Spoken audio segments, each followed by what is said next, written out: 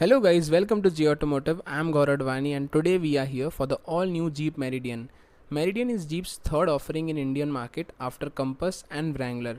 It is basically a 7-seater option based on Compass and is available in two variants, limited and limited optional. You get both 4x2 and 4x4 option in it, but 4x4 option is only available in limited optional variant, that is the top end variant.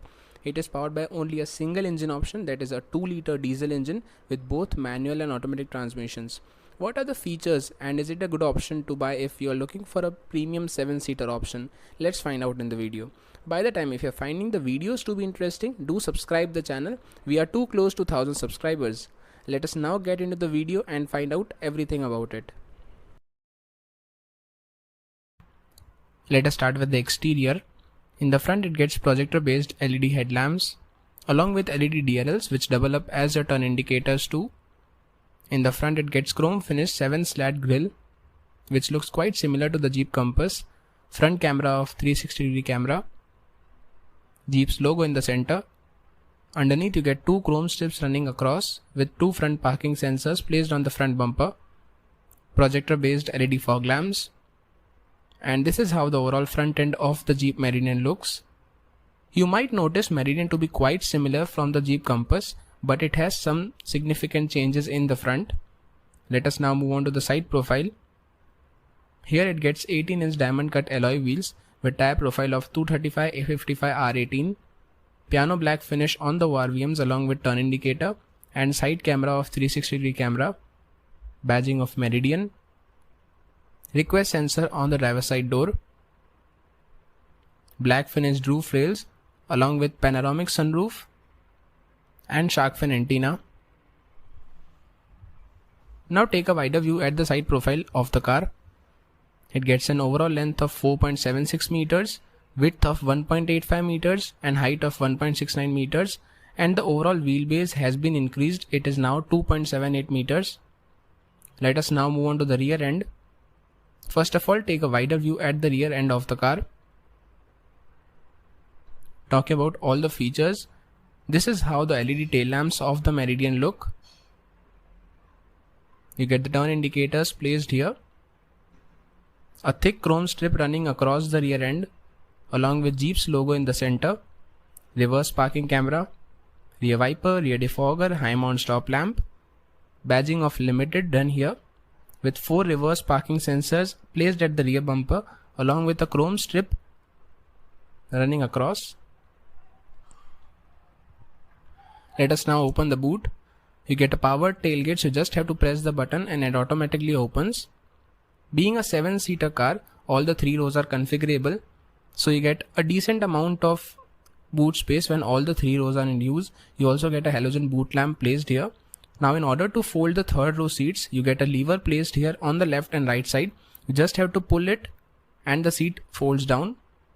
So you can increase the boot space according to your need. Now in order to close the boot, you get a button placed here. You just have to press it and move away from the tailgate and it automatically shuts down. So this was all about the exterior. Let us now get inside the car. Let us now talk about the interior. On the driver's side door you get controls for all the 4 power windows along with controls for child lock and ORVM. Brown finished leatherette upholstery provided on the door in order to give a soft touch finish. Silver finish interior door handle along with memory function provided on the driver's seat. Controls here for headlight, fog lamp, headlight leveler and controlling the brightness. Brown leatherette upholstery provided on the dashboard itself along with AC vent. Both the driver and co-driver seats are 10-way electrically adjustable for reach, height and recline of the seats. The seats are too given brown leatherette upholstery which feels to be quite premium. You get the branding of Jeep done here on the seats. Let us now get inside the driver's seat and take a look at all the features that the Jeep Meridian gets inside the car. Let us first start the car. You get the push start stop button placed here.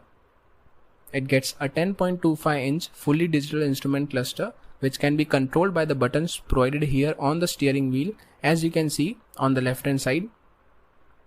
You can change the layout of dials and also configure through all the setting that it gets through the controls.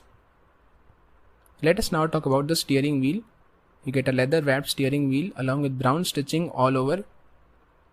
On the left hand side, controls for the instrument cluster along with controls for calls. Logo of Jeep in the center. Controls for cruise control only in the automatic transmission on the right hand side. Controls for wipers. Controls for turn indicators. You get control here for changing the audio track. In order to increase and decrease the volume, you get the same controls on the right hand side. 10.1-inch touchscreen infotainment system with controls for AC, music. You can control the temperature as you can see. The next setting is navigation. You get inbuilt navigation, which is quite easy and overall smooth to use. The next feature is connectivity. You get wireless, Android Auto and Apple CarPlay connectivity. Next is vehicle settings. Take a look at its 360-degree camera. It also gets different angles to view from. As you can see, you can also zoom in and zoom out of the angles. Overall quality of camera is good. Just underneath the touchscreen infotainment system, you get controls provided here for start-stop technology, traction control, hazard light, front parking sensors along with passenger airbag, 2 AC vents along with controls for automatic climate control AC, controls for volume, front and rear defogger. In order to turn off the screen, you just have to press this button and the screen turns off. You just have to press it once again to turn it on.